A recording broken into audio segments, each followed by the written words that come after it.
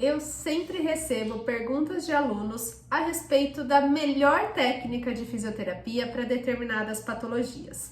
Letícia, qual que é a melhor técnica de fisioterapia para pacientes com pneumonia? Qual que é a melhor técnica para pacientes com bronquiolite? E eu sempre respondo, não sei, depende. Depende da avaliação funcional desse paciente. A gente sempre vai determinar a nossa conduta com base na avaliação fisioterapêutica que a gente faz e não no diagnóstico médico que o paciente tem.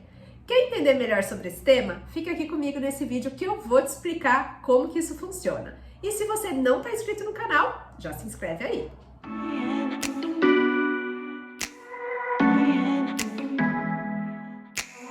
Letícia Campos e nesse vídeo eu quero conversar um pouquinho a respeito da avaliação fisioterapêutica.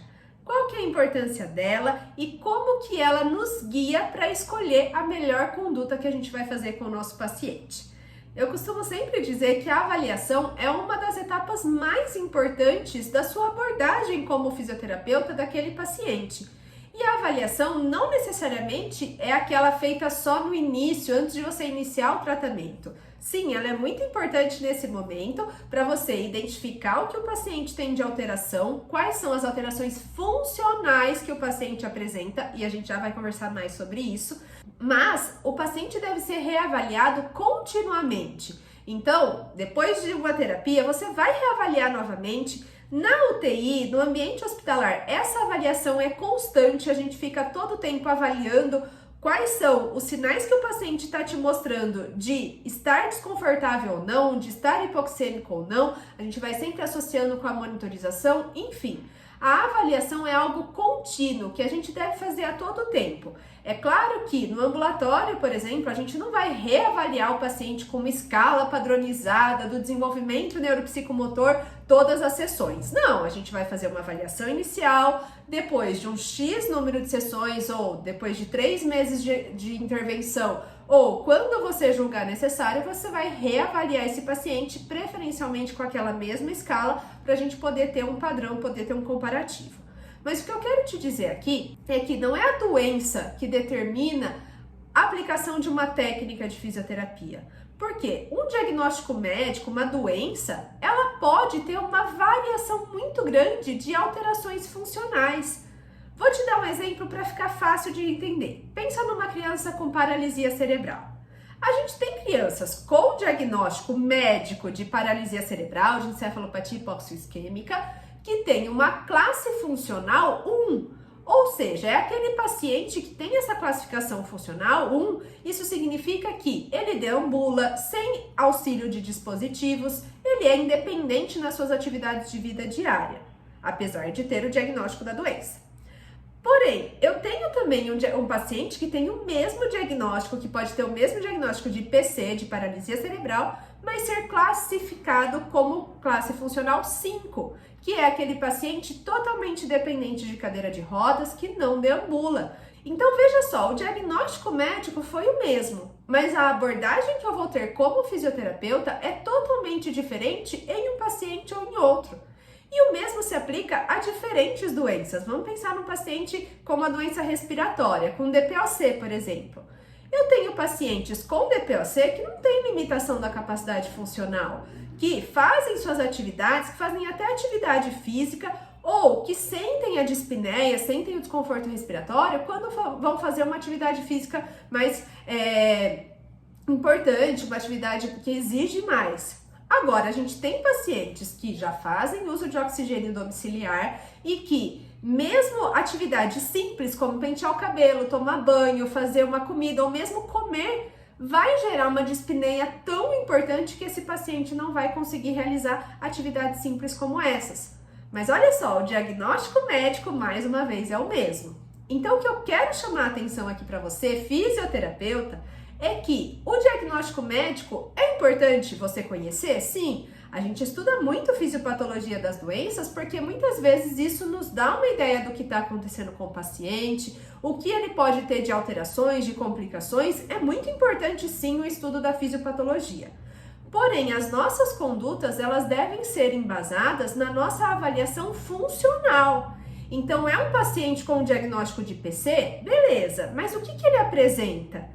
Ah, ele apresenta alteração de tônus, alteração de força muscular, encurtamento muscular, ou não, ele apresenta alteração de força e eu vou precisar trabalhar força. Então, tudo vai depender, a sua abordagem, a sua conduta vai depender da sua avaliação inicial, que vai dar para você um diagnóstico mais funcional.